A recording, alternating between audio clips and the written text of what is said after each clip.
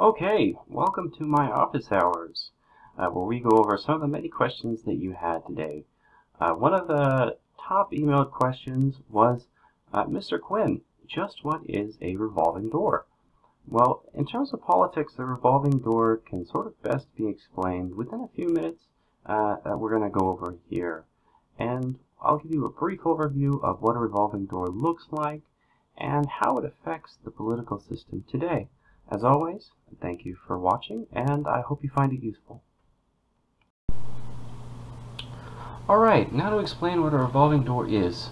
For those of you who still might be a little bit confused about what a revolving door is, it might be a good idea to look at a physical illustration of what a revolving door is. Looking at this picture here, we can sort of see, based off of the Sacramento Bee, a indicator of what's happening. To the right, we see sort of speakers, assemblymen, congressmen going in the legislature, and then we see them exiting as lobbyists, as political hacks, and as union lackeys. What typically ends up happening is that once congressmen or senators or officials reach their term limits, they very often return to the private sector as lobbyists. One example is Eric Cantor, who worked on Congressional Hill all the way as a House Majority Leader in office from 1992 to 2014. A month after Cantor's resignation, he was picked up by Moelis & Co. and became the vice chair of the company. Moelis & Co. is a private investment firm that heavily services corporations and governments, as well as negotiates mergers and acquisitions.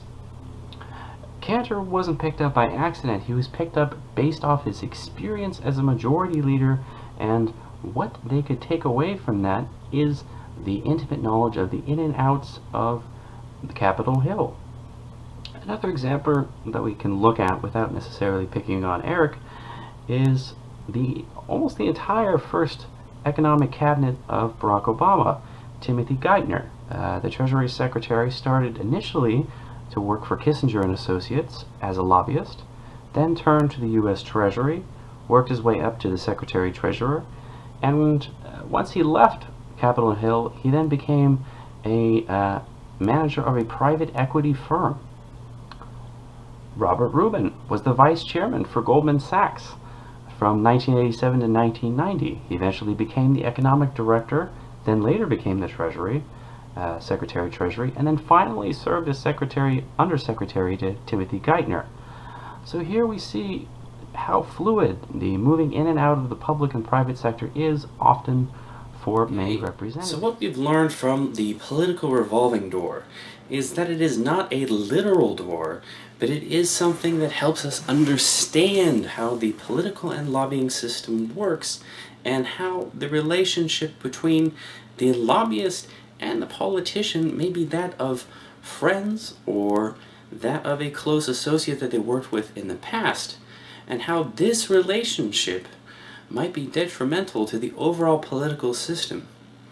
I hope this lesson was helpful for you, and I hope to see you in the future office hours. I look forward to seeing you soon. Bye.